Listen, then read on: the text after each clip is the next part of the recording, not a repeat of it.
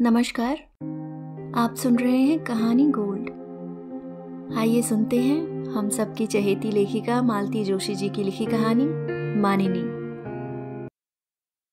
गाड़ी से सामान उतारते हुए बदलू ने बतलाया, मालकिन पूजा में बैठी हैं।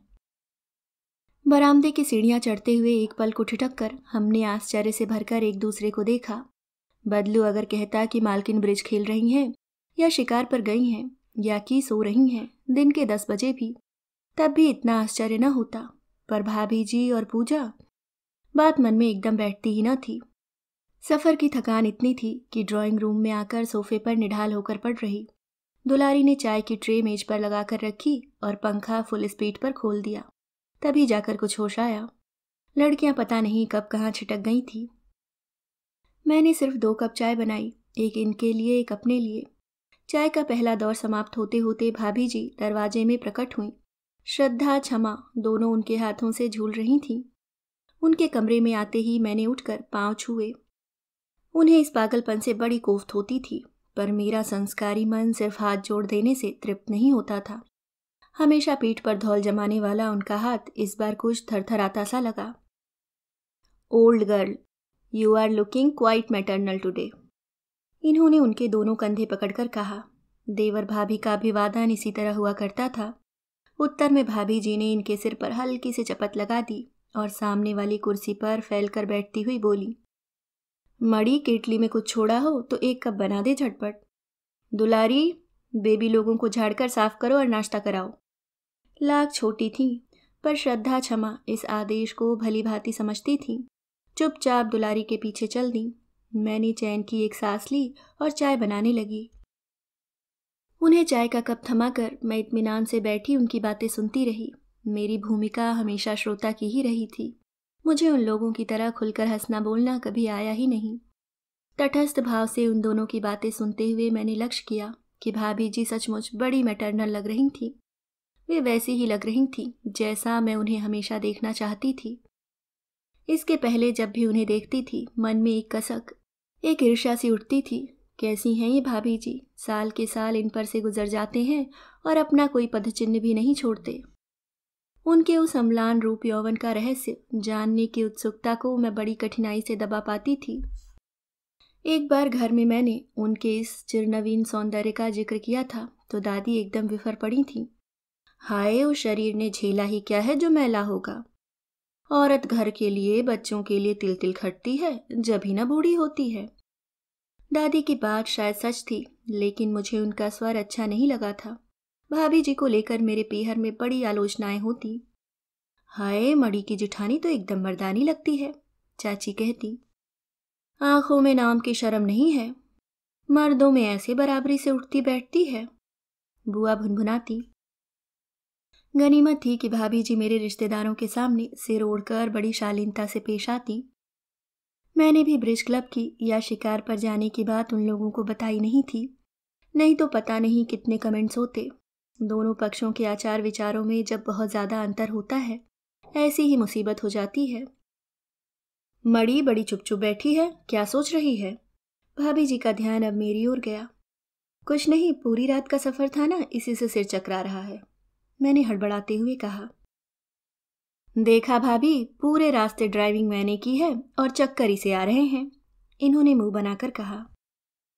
पुअर लिटिल थिंग, जा नहा धोकर आराम कर ले, खाने के समय मैं उठा लूंगी, भाभी जी ने मुझे पुचकारते हुए कहा। और मुझे फिर एक बार लगा कि वे बहुत ज़्यादा मैटरनल हो गई हैं।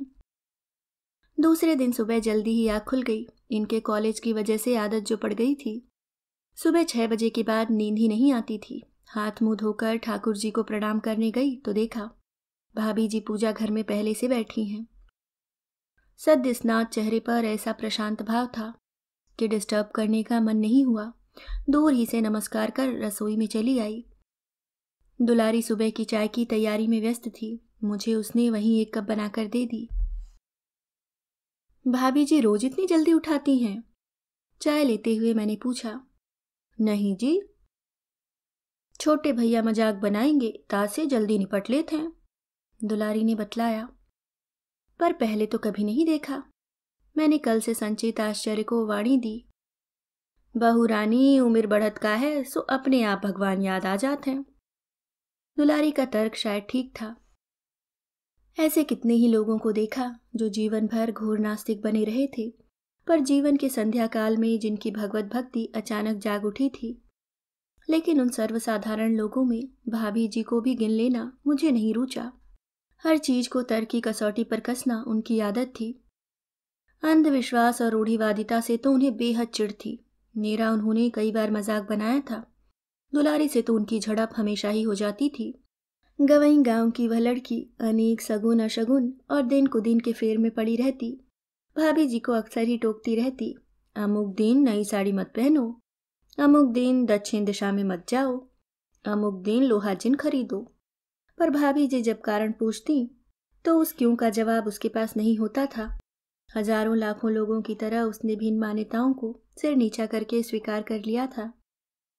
तब भाभी जी उसके स्नेहमय अनुरोध को टालकर नई साड़ी का उद्घाटन कर बैठती या नई जमीन के खरीद पत्र पर दस्तखत कर देती। तब दुख से क्रोध से दुलारी बुदबुदाती रह जाती, करना हो सो कर लो, तुम्हारा क्या, न आगे पाग न पीछे पगहा। दुलारी की यह बात मुझे बुरी लगती। संतानहीन नारी के हिस्से आने वाला इस चिरंतर अपमान से भाभी जी बच नहीं पाई थी। उनका रूप, उनकी बुद्धि, उनका वैभव सब जैसे इस बिंदु पर आकर शून्य में खो जाते। इसी से शायद उनके पुरुष मित्रों की संख्या अधिक थी। तब महिलाओं के पास एक ही तुरुप का पत्ता होता था, उनके बच्चे, और भाभी जी यहीं पर मात खा जाती थीं। उनकी सी परिस्थिति में कई महिलाएं आवश्यकता से अधिक भावुक हो जाती हैं। कई ऐसी सख्त हो जाती हैं कि दूसरे के बच्चों को जरा नहीं सह सकती। पर भाभी जी में यह संतुलन कभी नहीं देखा। श्रद्धा क्षमा दिन भर उनके कमरे में धमा चौकड़ी मचाती रहती, उन्हें गाने के लिए, कहानी के लिए परेशान करती, उनकी चीजें इधर उधर बिखेरती, पर उन्होंने कभी खीज या परेशानी नहीं दिखाई। इतने संतुलित और सुलझे व्यक्तित्व वाली भाभी जी केवल बढ़ती हुई उम्र के डर से भगवान को पकड़कर बैठ जाएंगी, विश्वास नहीं होता था। मैंने इन्हें हंसते हुए बतलाया कि आपके डर से भाभी जी इतनी सुबह उठाई हैं। कहकर खुद ही डर गई कि ये भी बिस्तर छोड़कर उठ भागेंगे और पूजा के बीच में ही मजाक बनाकर परेशान कर देंगे, पर वैसा कुछ नहीं हुआ। ये बड़े गंभीर होकर सोचते हुए बोले, I think that old girl is not well, she is looking thinner, what do you think. मैं चुप हो रही। भाभी जी का 5.5 फुटा व्यक्तित्व इतना भव्य था कि थोड़ा बहुत कम ज्यादा मेरी समझ में आना मुश्किल था, पर इन्होंने 12 वर्ष की उम्र से उन्हें देखा था, माँ की तरह उन्हें चाहा था। इसी से शायद वे जान सके। भाई साहब अपने केसेस को लेकर यहाँ वहाँ घूमते रहते हैं, भाभी बेचारी अकेली। मुझे इनकी बात समझ में नहीं आ रही थी। भाई साहब का बाहर रहना कोई नई बात तो थी नहीं। कम से कम अपनी शादी के बाद से तो मैं यही देखती आ रही थी। देवास रोड पर बने अपने हैप्पी होम में भाभी जी अकेली रहती थी। बंगले से लगा फॉर्म था, गांव में थोड़ी सी जमीन थी, इंडस्ट्रियल एस्टेट में एक प्लास्टिक फैक्ट्री में पार्टनरशिप थी। सबकी व्यवस्था उन्हीं को देखनी होती थी। गर्मियों की छुट्टियों में हम लोग आ जाते थे, मेहमान की तरह बस। शेष समय वे अकेली ही रहती थी। यह अकेलापन भी तो उनकी आदत बन गया था। हमारे आने के 4-5 दिन बीत गए और ड्राइंग रूम में एक बार भी ब्रिज की बैठक नहीं जमी, तो मुझे बड़ा अटपटा सा लगा। ठहाके मारती हुई उस लंबी चौड़ी महफिल के लिए चाय नाश्ता तैयार करते हुए मैं और दुलारी हाफ उठते थे। उन्हीं पार्टियों के बिना हैप्पी होम की जिंदगी एकदम सूनी लग उठी थी। दुलारी ने बतलाया, मालकिन आजकल पत्ता छूती भी नहीं, साहब आते हैं तभी मंडली जमती है। भाभी का यह अचानक वैराग्य क्या सचमुच बढ़ती उम्र का प्रभाव था, मैं अक्सर सोचती रहती। एक दिन शाम को वे लड़कियों को लेकर इंदौर चले गए थे। मैं मशीन पर कुछ सिल रही थी। भाभी जी पता नहीं किस लिए मुझे पुकारती हुई कमरे में आई और एकदम चुप हो रही। मैंने मुड़कर देखा, वे कैलेंडर को एकटक देख रही थीं। कैलेंडर ये 2-3 दिन पहले ही लाए थे। श्री राम का बाल रूप था। उसे इन्होंने ठीक मेरे बिस्तर के सामने टांग दिया था। सुबह शाम इनके दर्शन कर लिया करना, इन्होंने शरारतन हाथ जोड़कर कहा था। इनका अभिप्राय समझकर मैं शर्म से लाल हो आई थी। इस समय भाभी जी के सामने पड़ जाने से बड़ी शर्म हो रही थी, पर उनकी मुख मुद्रा देखकर अपनी बात भूलनी ही पड़ी। कुछ कहने के लिए जैसे मैंने कहा, अच्छा कैलेंडर है ना, ये परसों लाए हैं। उन्होंने जैसे मेरी बात सुनी ही नहीं, बोली, तू पहले एक गीत गाया करती थी ना, ठुमकी चलत रामचंद्र। इस चित्र को देखकर उसी की याद आ गई है। याद है वह गाना, सुनाएगी? मैं तो हैरान रह गई। इसी गीत को लेकर देवर भाभी ने मेरी कितनी मजाक बनाई थी, मैं भूली नहीं थी। शादी के बाद प्रीति भोज वाले दिन जन फरमाइश हुई तो मैंने ठुमकी चलत रामचंद्र गाया था, और जहां तक मेरा ख्याल है अच्छा ही गाया था। पर इसके चुनाव को लेकर मेरी जब मजाक बनी, उस प्यारे से भजन की इतनी इतनी परोनियां बनी कि मैं रोनी रोनी हो आई थी। और आज भाभी जी ने उसी गीत की फरमाइश की थी। यही नहीं, गीत सुनते सुनते उनकी आंखें डबडबा आई थी। भाभी जी सचमुच भक्त बन चली थी। रात मैंने इन्हें यह बात बतलाई तो ये फीकी सी हंसी हंसकर बोले, तुमसे बड़ा पागल मैंने दुनिया में नहीं देखा।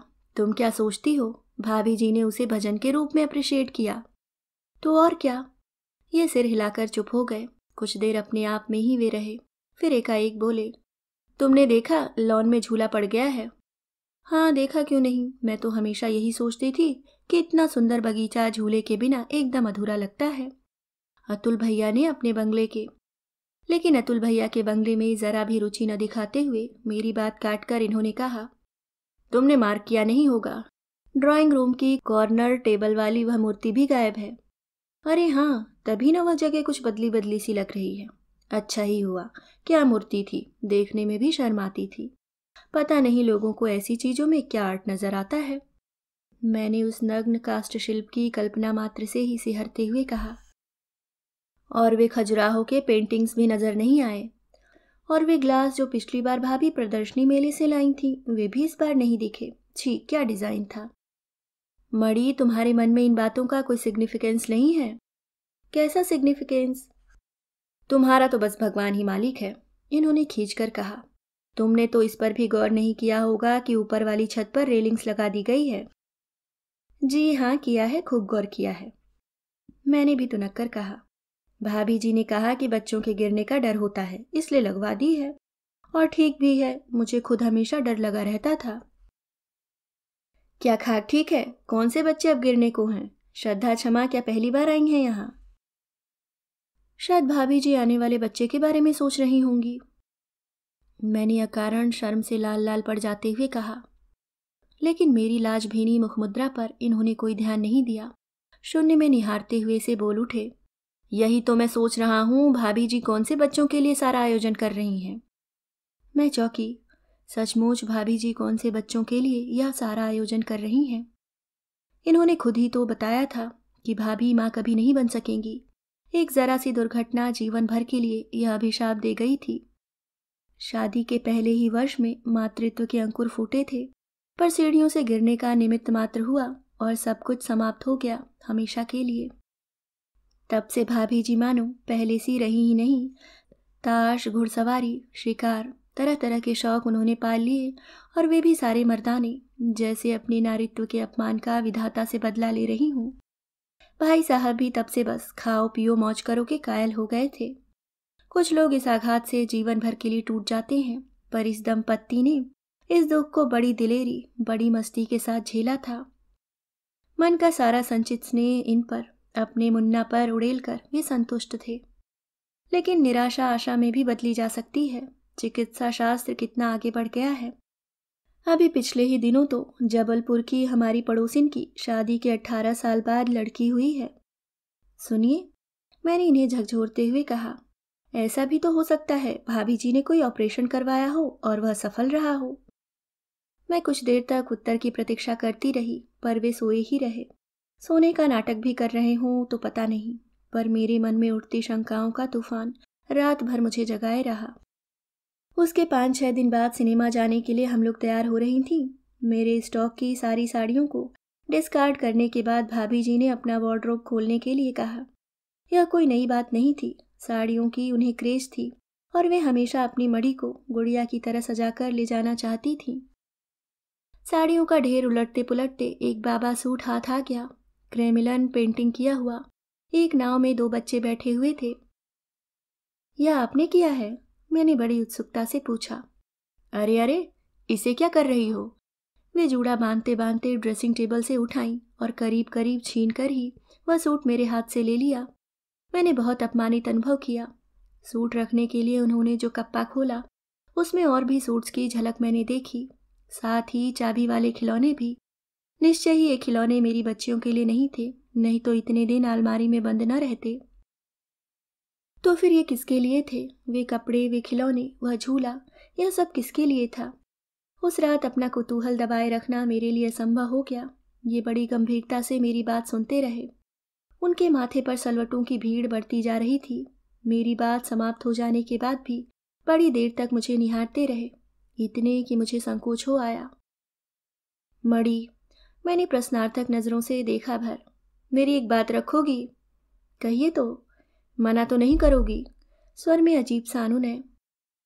आप कहिए भी, मैंने खींचकर कहा। इस बार जो बच्चा होगा क्या भाभी जी को दे सकोगी? मैं सन्न रह गई। इन पुरुषों को क्या हो जाता है?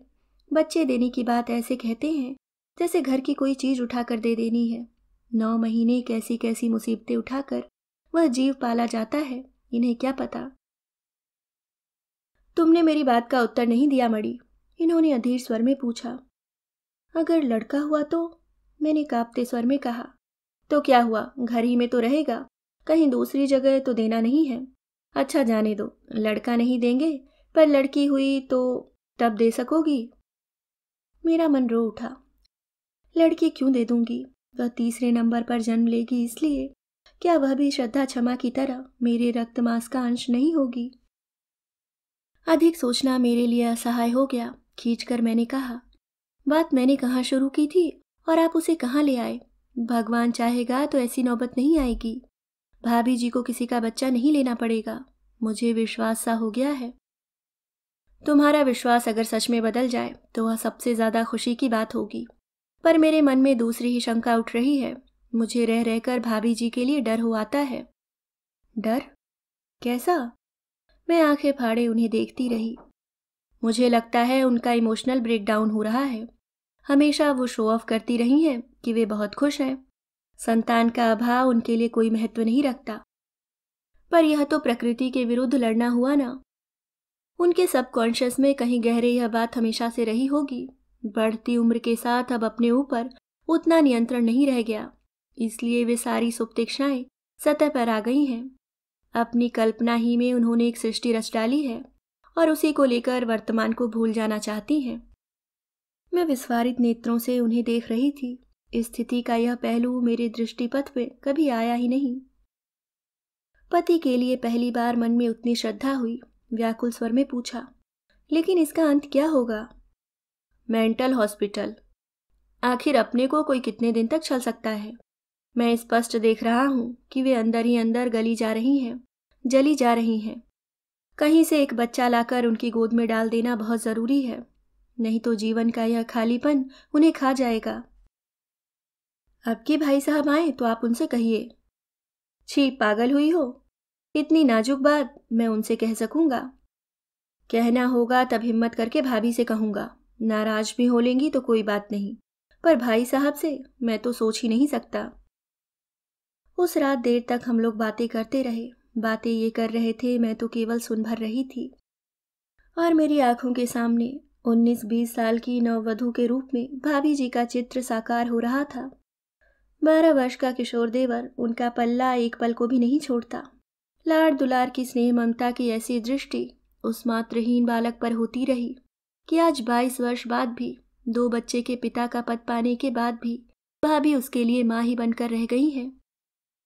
इन्होंने ही बताया कि भाई साहब के मित्रों ने कई बार किसी अनाथ को गोद लेने का सुझाव दिया था, पर भाई साहब कभी राजी नहीं हुए। अपना मुन्ना है तो, वे हमेशा कहते। शायद इसलिए भाभी जी ने भी कभी अनुरोध नहीं किया। सबने यही समझ लिया था कि वात्सल्य का वह स्रोत हमेशा के लिए सूख गया है, लेकिन यह समझना कितनी भूल थी।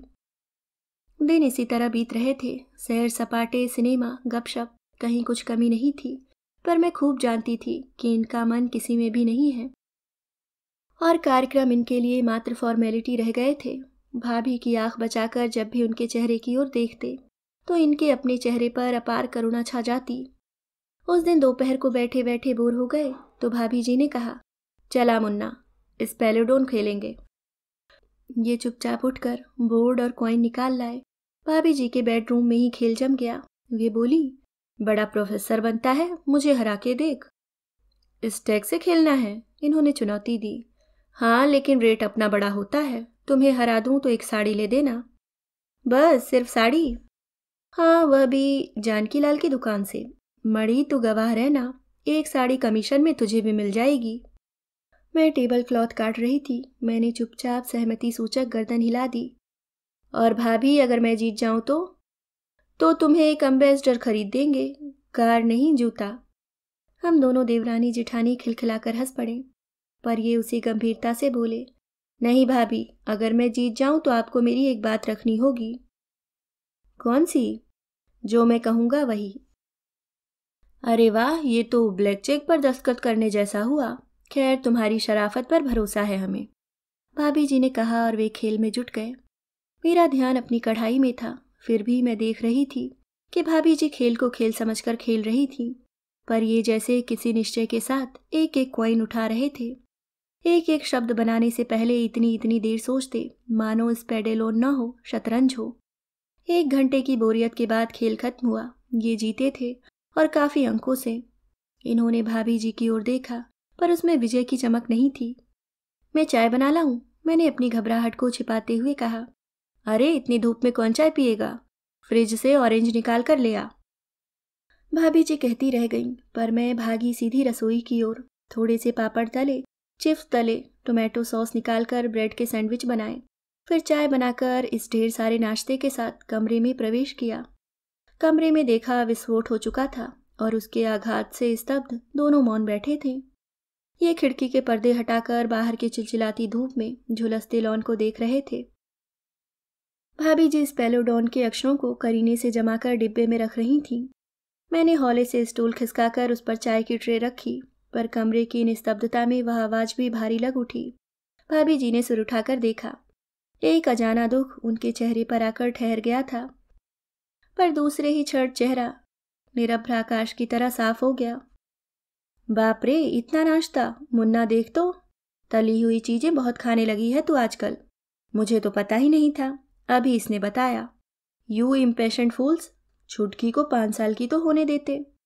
खींचातान करके अपने स्वर में वे जो हंसी का पुतले आई थी, उससे मन और भारी हो आया।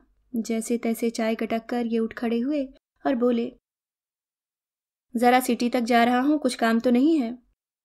कोई जरूरत नहीं है जाने की। क्या मतलब? जरूरी काम था, इन्होंने हकलाते हुए कहा। यहां बैठो, तुम्हें कोई काम नहीं है, मैं जानती हूं। अपनी बात का जवाब भी नहीं चाहोगे क्या? अब मैंने उठना चाहा चाय का सामान समेटने के लिए, पर उन्होंने मुझे हाथ पकड़कर बिठा लिया और ट्रे उठाकर पलंग के नीचे सरका दी। मजबूर होकर हम लोग अपनी जगह बैठे रहे। भाभी जी ने कहा, मणि, मुन्ना ने सलाह दी है कि मैं कोई बच्चा गोद ले लूं। अच्छा बता, जिसके पास अपना बच्चा हो वह क्यों इस चक्कर में पड़ेगा? हम लोगों ने चौंक कर देखा। क्या भाभी जी का दिमाग सचमुच गड़बड़ा गया है? पर उनका ध्यान हमारी तरफ नहीं था। उन्होंने तकिए के नीचे से एक मखमली पर्स निकाला। पर्स में चपड़े का एक मनी बैग था। उसके भीतर प्लास्टिक कवर में लिपटा हुआ एक फोटो था।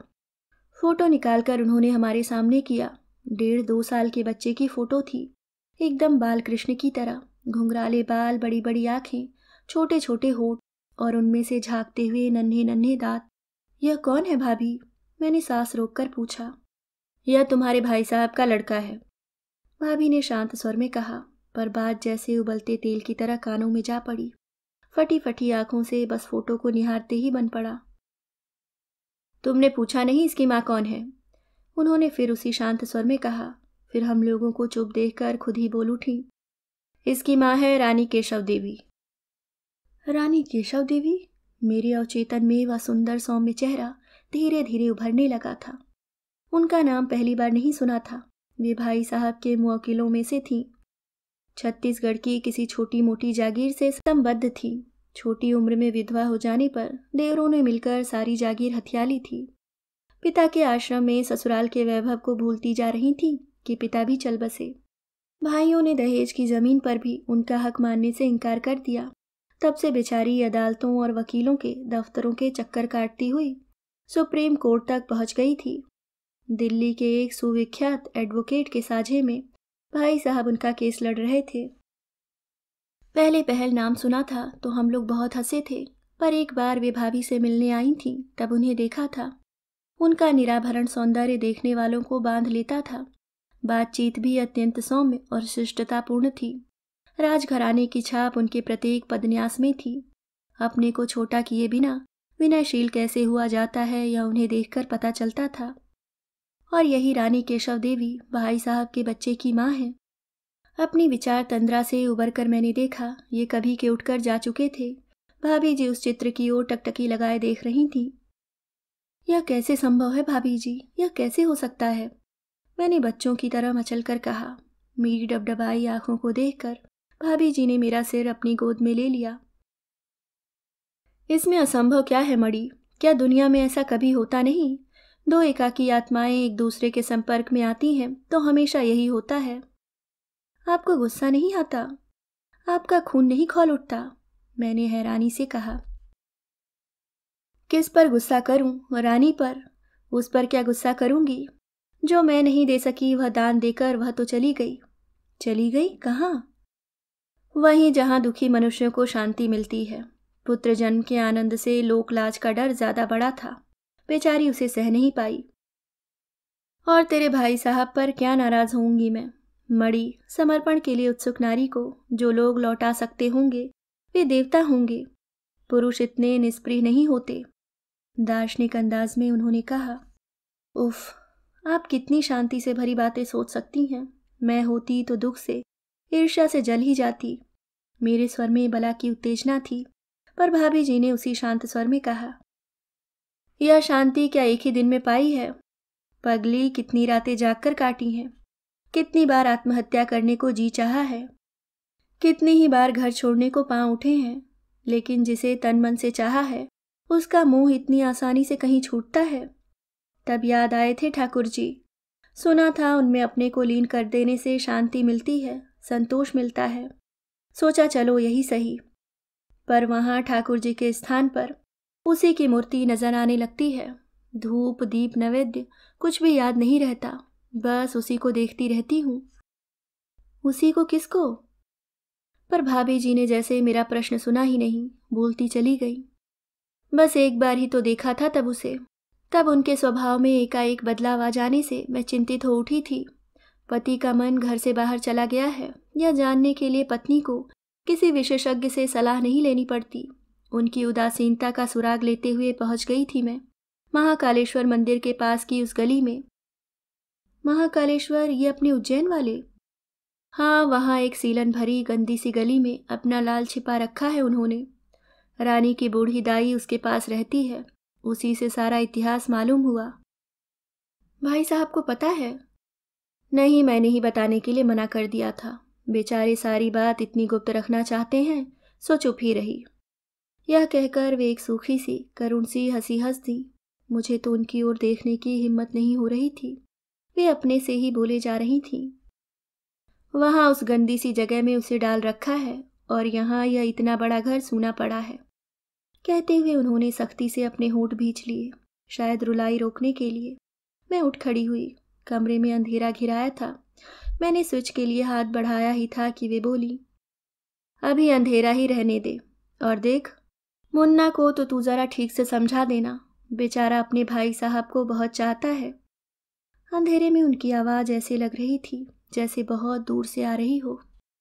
लेकिन प्रतिमाएं किसी के कहने से बनती नहीं, और बिखरी हुई प्रतिमा को जोड़ना तो और भी कठिन काम है। लेकिन भाई साहब को लेकर इनकी यही अवस्था हुई।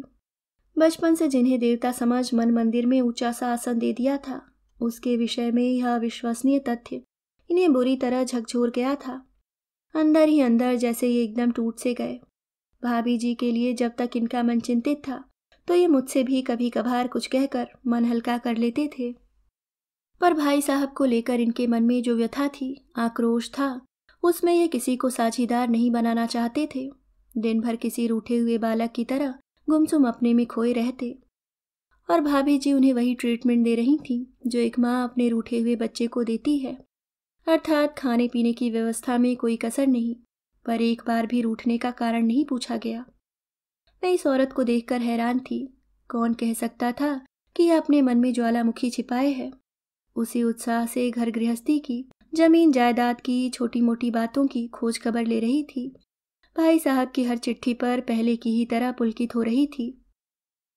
और पिछले 2-3 दिनों से तो उनकी व्यस्तता का अंत नहीं था। दिन भर अपने सुंदर अक्षरों में निमंत्रण लिखती रहती थी। उन्हें टाइप किए गए निमंत्रणों से बड़ी चिढ़ थी। कहती, इससे पर्सनल टच नहीं आता है। ये सारी हलचल से बेखबर पुस्तकों में सिर डाले बैठे रहते थे। कार्यक्रम से ठीक एक दिन पहले भाभी जी से सहन नहीं हुआ। तैश में उन्होंने इनके हाथ से किताब छीनकर जमीन पर फेंक दी। ओ स्कॉलर महाशय, कभी झूठ मूठ को ही पूछ लिया करो, कुछ काम तो नहीं। फरमाइए, इन्होंने हथियार डालते हुए कहा। शुक्र है भगवान का, जल्दी से होश में आ गए। जल्दी से गाड़ी निकालकर सिटी में दौड़ जाइए। चंद्रलोक क्वालिटी नंदनवन, जहाँ ठीक समझो, कल शाम के लिए 15 टेबल बुक करके आओ। और दिमाग से काम लेकर ज़रा ढंग का मेन्यू भी ऑर्डर करके रखना। याद है ना कल 2 जून है, कि उसकी भी याद दिलानी होगी। 2 जून? तो क्या आप शादी की सालगिरह मना रही हैं? आपको कोई ऐतराज है? अब देवर भाभी की व्यंग्योक्तियों से घबराकर मैंने बीच में ही स्वर साधना चाहा। भाई साहब नहीं है ना, इसलिए कह रहे हैं। नहीं है तो क्या हुआ? He is sure to come, आज नहीं तो सुबह। वह यहाँ होते हैं कि नहीं देखना। लेकिन मड़ी, तेरा दूल्हा इतना भोला नहीं है जितना तू समझ रही है। मुझे सब पता है इसके दिमाग में क्या खुरापातें हो रही हैं। आप ठीक समझ रही हैं भाभी, इसलिए लगे हाथों हमें परमिशन दे दीजिए। हम लोग कोडाई कनाल जाना चाह रहे थे। मड़ी के भाई कब से बुला रहे हैं, सारी छुट्टियां यहीं बीत जाती हैं, फिर जाना नहीं हो पाता। मैं तो हैरान रह गई, यह प्रोग्राम इन्होंने कब एकाएक बना लिया, पता ही नहीं चला। भाभी जी का चेहरा भी सफ़ेद पड़ गया था। सपाट स्वर में बोली, यह एक्सटेम्पोर प्रोग्राम शायद उनके आने की खुशी में बन गया है, क्यों? कुछ देर ये बुत बने खिड़की के पार देखते रहे, फिर एकाएक अपने में जैसे बल भरकर बोले, भाभी तुमने ठीक ही समझा है। मैं किसी भी तरह उनका सामना नहीं कर सकता। मैं तुम्हारी तरह महात्मा नहीं हूँ, हाड़ मांस का साधारण मनुष्य हूँ। सच? भाभी जी के स्वर में ऐसी धार थी कि कलेजे पर एक खरोच सी उभर आई। तो मुन्ने मियाँ, तुम्हारे आसपास और भी लोग हैं जो तुम्हारी तरह हाड़ मांस के मनुष्य हैं। उन्हें देवता समझकर अपने को छलते क्यों हो? यह सीधी और तीखी बात उन्हें बेतरह तिलमिला गई। कुछ देर तक बड़ी घुटन भरी शांति रही, फिर ये बोले बड़ी ही करुण आवाज में, भाभी तुम्हारे प्रति इस अन्याय की कल्पना मात्र से मेरा अंतःकरण जला जाता है। मैं उन्हें कभी क्षमा नहीं कर सकता। तुम कर सकती हो, मैं नहीं कर सकता। और ये दोनों हाथों में मुंह छिपाकर रो पड़े। उस सुदीर्घ 6 फुटे व्यक्तित्व को यूं बच्चों की तरह बिलखता देख मैंने तो मुंह फेर लिया। भाभी जी अपनी जगह पर अब बैठी न रह सकी, उठकर इनके पास गईं और इनके मस्तक को अपने दोनों हाथों से सहलाने लगी। बोली कुछ नहीं। इतने दिनों की संचित रुलाई को उन्होंने बह जाने दिया। उस मूक नाटक की दर्शक बनी मैं नौकरों की आहट मात्र से चौंक उठती थी, पर उन दोनों को कोई चिंता नहीं थी।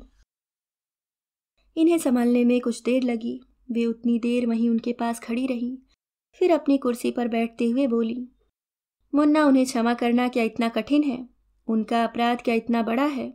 मेरे इतने बड़े अपराध को भी तो वे जिंदगी भर क्षमा करते आए हैं। कभी एक दिन भी मुझे अपने पर लज्जित होने नहीं दिया।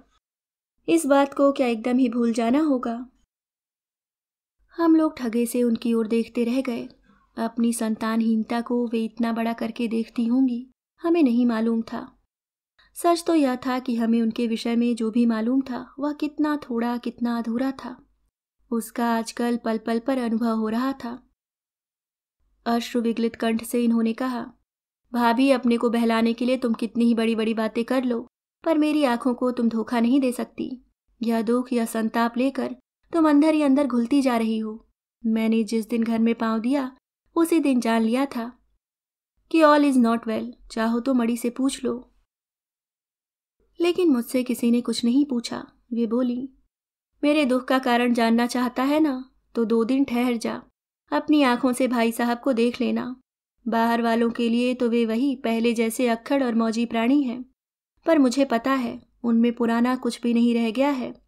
उनकी हंसी, उनकी मस्ती इतनी खोखली हो गई है कि सुनकर रोना आता है। और जानते हो ऐसा क्यों होता है? यहाँ होता है सिर्फ उनका शरीर। प्राण समाये रहते हैं अपने कलेजे के टुकड़े में। यह सुख जीवन में उन्हें इतनी देर से मिला है कि पल भर का बिछोह भी वे सह नहीं सकते। इस तरह टुकड़ों में बंटकर जीना क्या सहज है, बता तो। इसका एक ही हल है भाभी, और वह तुम जानती हो, इन्होंने संकोच में भरकर कहा। मैं तो जानती हूँ, पर इन्हें जो हिम्मत नहीं पड़ती। 22 साल साथ रहकर मुझे इतना ही तो परखा है। यह अविश्वास, यह परायापन देखकर सोचती हूँ, क्या जीवन भर में यही कमाया है? तू देख तो रहा है ना, मैं तो आंचल फैलाकर उनके लाडले के स्वागत के लिए तैयार बैठी हूँ। बस सिर्फ एक हसरत थी, वे उसी पुराने विश्वास के साथ कहते, शील मुझसे गलती हो गई है, लेकिन अब इस भूल को तुम्हें निभाना ही होगा। बस सिर्फ इतनी ही। तुम ही बताओ, क्या इतना भी चाहने का मेरा अधिकार नहीं है? Is it asking too much? Tell me, is it asking too much? सिसकियों में डूबा हुआ भाभी जी का यह प्रश्न उस बड़े से हॉल में प्रतिध्वनित होता रहा। अभी आप सुन रहे थे मालती जोशी जी की लिखी कहानी मानिनी। मिलती हूँ किसी और नई कहानी के साथ। तब तक के लिए मुस्कुराते रहिए। धन्यवाद।